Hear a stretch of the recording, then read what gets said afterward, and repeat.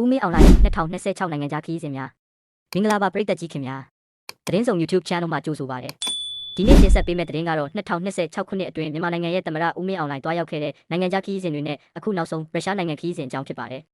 2026ခုနှစ်ဧပြီလမှာသမ္မတတာဝန်ကိုရယူပြီးနောက်ဦးမင်းအွန်လိုင်းဟာနိုင်ငံခြားခရီးစဉ်တွေဆက်တိုက်တွားရောက်ခဲ့ပြီးအိန္ဒိယတရုတ်လာအိုထိုင်းနဲ့ရုရှားနိုင်ငံတို့ကိုတွားရောက်ခဲ့ပါတယ်ဒီခရီးစဉ်တွေဟာနိုင်ငံခြားဆက်ဆံရေးစီးပွားရေးစွမ်းအင်လုံခြုံရေးနဲ့နိုင်ငံရေးဆိုင်ရာအရေးကြီးတဲ့အဓိပ္ပာယ်တွေရှိနေပါတယ်အိန္ဒိယခရီးစဉ်ပထမဆုံးအနေနဲ့အိန္ဒိယနိုင်ငံကိုတွားရောက်ခဲ့ပါတယ်။မေလ30ရက်ကနေဇွန်လ3ရက်အထိအိန္ဒိယနိုင်ငံကိုတွားရောက်ခဲ့ပြီးသမ္မတတာဝန်ယူပြီးနောက်ပထမဆုံးနိုင်ငံခြားခရီးစဉ်ဖြစ်ခဲ့ပါတယ်။အိန္ဒိယဟာမြန်မာနိုင်ငံနဲ့နယ်စပ်ချင်းထိစပ်နေတဲ့အရေးကြီးတဲ့အိမ်နီးချင်းနိုင်ငံတစ်နိုင်ငံဖြစ်တယ်လို့ကုန်သွယ်ရေးနယ်စပ်လုံခြုံရေးနဲ့ဒေသတွင်းနိုင်ငံရေးအရာလည်းအရေးပါပါတယ်။ဒါကြောင့်အိန္ဒိယခရီးစဉ်ဟာနှစ်နိုင်ငံဆက်ဆံရေးကိုဆက်လက်ထိန်းသိမ်းဖို့အရေးကြီးတဲ့ခြေလှမ်းတစ်ခုဖြစ်ခဲ့ပါတယ်။တရုတ်နိုင်ငံခရီးစဉ်အိန္ဒိယခရီးစဉ်နောက်ပိုင်းမှာတရုတ်နိုင်ငံကိုဆက်လက်တွားရောက်ခဲ့ပါတယ်။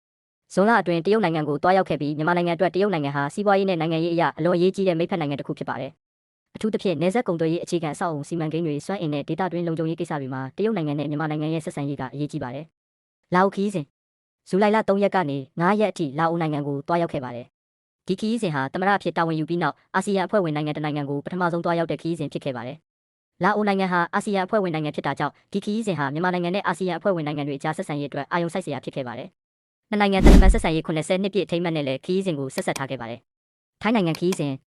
နောက်တစ်ဆင့်အနေနဲ့ဩဂုတ်လ6ရက်နဲ့9ရက်မှာထိုင်းနိုင်ငံကိုတရားဝင်ခရီးတွားရောက်ခဲ့ပါတယ်။ဒါဟာသမ္မတတာဝန်ယူပြီးနောက်ထိုင်းနိုင်ငံကိုပထမဆုံးတွားရောက်တဲ့ခရီးစဉ်ဖြစ်ပါတယ်။မြန်မာနိုင်ငံနဲ့ထိုင်းနိုင်ငံဟာနယ်စပ်ချင်းထိစပ်နေတဲ့အတွက်နယ်စပ်ကုန်သွယ်ရေးရွှေ့ပြောင်းလုပ်သမားလုံခြုံရေးနဲ့နယ်စပ်ဒေသအခြေအနေတွေဟာနှစ်နိုင်ငံအတွက်အရေးကြီးတဲ့အကြောင်းအရာတွေဖြစ်ပါတယ်။ဒါကြောင့်ထိုင်းခရီးစဉ်ဟာအာဆီယံနဲ့အိမ်နီးချင်းနိုင်ငံတွေအကြားဆက်ဆံရေးအတွက်အရေးကြီးတဲ့ခရီးစဉ်တစ်ခုဖြစ်ခဲ့ပါတယ်။အခုနောက်ဆုံးရုရှားနိုင်ငံခရီးစဉ်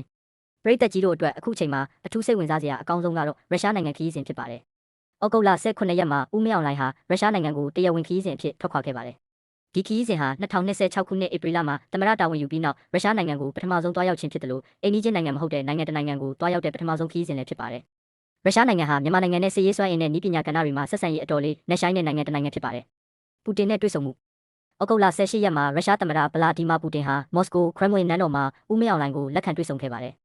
နှစ်နိုင်ငံခေါင်းဆောင်တွေဟာနှစ်နိုင်ငံဆက်ဆံရေးကိုပုံမတိုးမြင့်ရေးစီးပွားရေးလုံခြုံရေးနဲ့စွမ်းအင်ဆိုင်ရာပူးပေါင်းဆောင်ရွက်မှုတွေကိုဆွေးနွေးခဲ့ကြပါတယ်။အထူးသဖြင့်စွမ်းအင်ကဏ္ဍဟာဒီခရီးစဉ်ရဲ့အရေးကြီးတဲ့အကြောင်းအရာတစ်ခုဖြစ်လာပါတယ်။ရုရှားဘက်ကမြန်မာနိုင်ငံမှာရေနံချက်စက်ရုံတည်ဆောက်ရေးဟိုက်ဒရိုကာဗွန်ရှာဖွေရေးနဲ့ရုရှားငွေတင်ပို့နိုင်ရေးအပါအဝင်စွမ်းအင်ပူးပေါင်းဆောင်ရွက်မှုတွေကိုဆွေးနွေးခဲ့ကြောင်း Reuters ကဖော်ပြပါတယ်။နျူကလ িয়ার နဲ့နည်းပညာကဏ္ဍနှစ်နိုင်ငံဆက်ဆံရေးမှာနျူကလ িয়ার စွမ်းအင်နဲ့နည်းပညာကဏ္ဍတွေလည်းအရေးပါလာပါတယ်။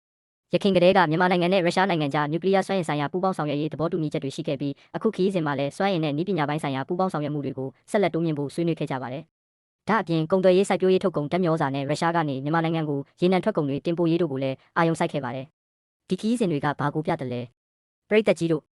ဦးမင်းအွန်လိုင်းရဲ့2026နိုင်ငံခြားခရီးစဉ်တွေကိုစူးစီးကြည့်မယ်ဆိုရင်အိန္ဒိယတရုတ်လာအိုထိုင်းနဲ့ရုရှားတို့ကိုဆက်တိုက်တွားရောက်ခဲ့တာကိုတွေ့ရပါတယ်။ဒီခရီးစဉ်တွေဟာမြန်မာနိုင်ငံရဲ့နိုင်ငံခြားဆက်ဆံရေးကိုပြန်လည်တည်ဆောက်ဖို့ကြိုးပမ်းနေတဲ့လှုပ်ရှားမှုတွေဖြစ်မြင်နိုင်ပါတယ်။အထူးသဖြင့်ရုရှားနဲ့ဆက်ဆံရေးကတော့စွမ်းအင်စီးပွားရေးလုံခြုံရေးနဲ့နည်းပညာပိုင်းတွေမှာပုံမကျပြန့်လာနေပါတယ်။ဒါပေမဲ့တစ်ဖက်မှာလည်းမြန်မာနိုင်ငံရဲ့ပြည်တွင်းပဋိပက္ခနဲ့နိုင်ငံရေးအခြေအနေကြောင့်အနောက်နိုင်ငံတွေရဲ့ပိတ်ဆို့အရေးယူမှုနဲ့နိုင်ငံရေးဖိအားတွေဆက်ရှိနေစေဖြစ်ပါတယ်။ဒါကြောင့်ဒီနိုင်ငံခြားခရီးစဉ်တွေကိုနိုင်ငံခြားရေးဆက်ဆံမှုတိုးမြင့်ရေးအပြင်နိုင်ငံတကာမှာနိုင်ငံရေးအရာဆက်လက်ရည်တည်နိုင်ရေးကြိုးပမ်းမှုတစ်ခုဖြစ်တဲ့လေ့လာသူတွေကသုံးသပ်ကြပါတယ်။